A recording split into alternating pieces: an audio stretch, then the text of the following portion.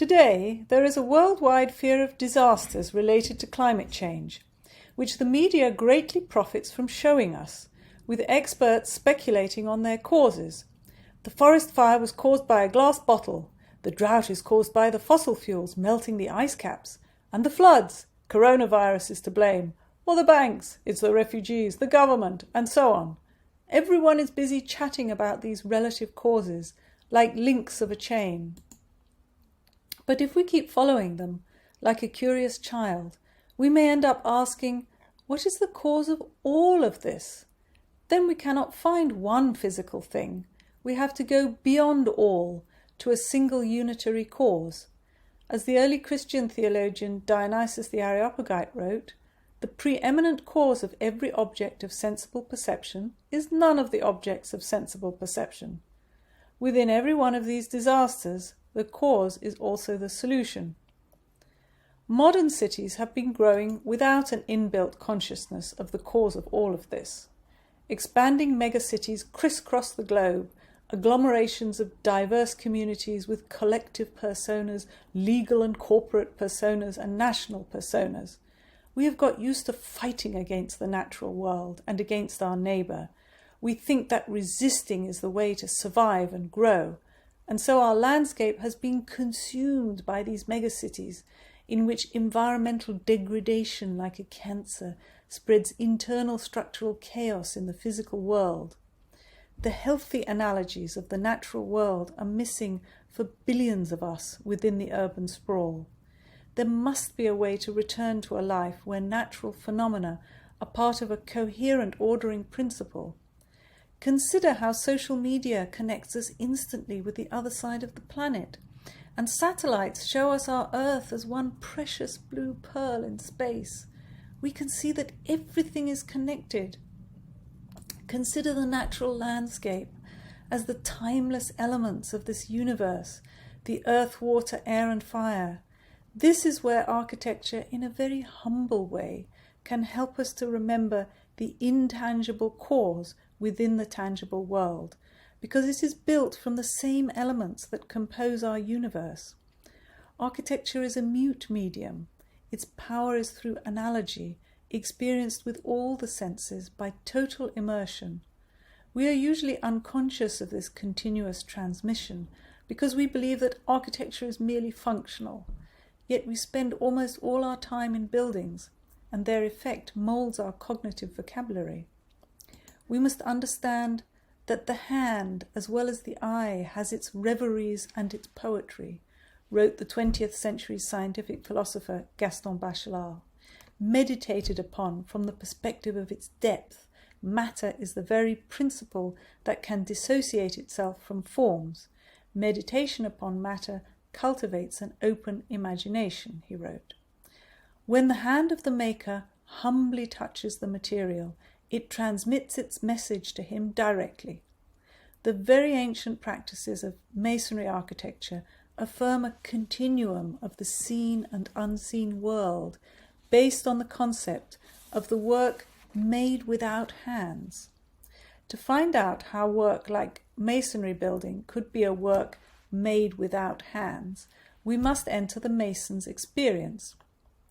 Of all the traditions of making, it is masonry that is most often associated with an initiatory process, and it is also the most ancient, dating back to 10,000 BC, in training the person step by step towards an enlightened, mature consciousness.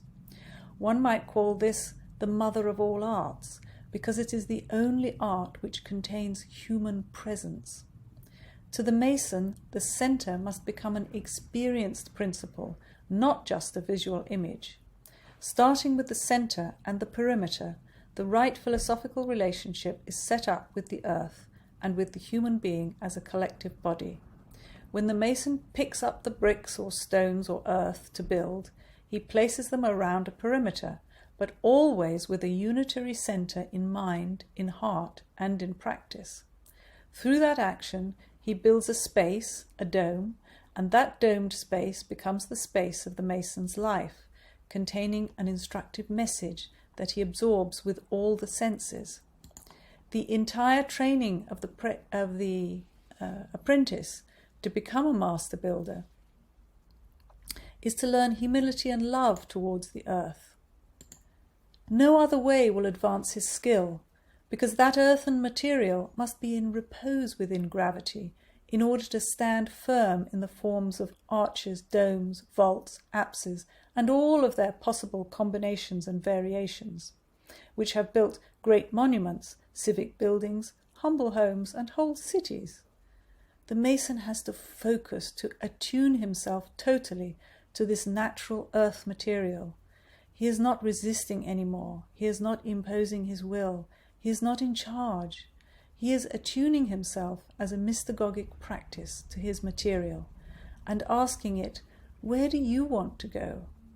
When he learns to listen, he finds that it seems to fly into place. I have seen this happen in many workshops of building domes and vaults with students, that at a certain point the resistance is gone. A student told me once, it's as if the dome wants to build itself. For the mason, after a long apprenticeship of heavy lifting, where his muscles feel the pain of resisting, there comes a point where his body harmonizes with gravity and the unitary center, and he reaches repose. The mason encloses what is bodiless within the limits of the body, because with only tangible materials he makes a place for the intangible to dwell.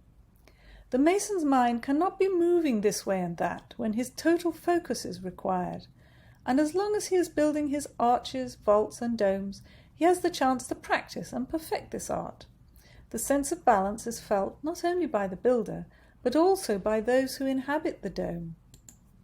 When the last keystone is in place, the people who use the space experience how it rings true like a bell, where they hear the echo of their voice.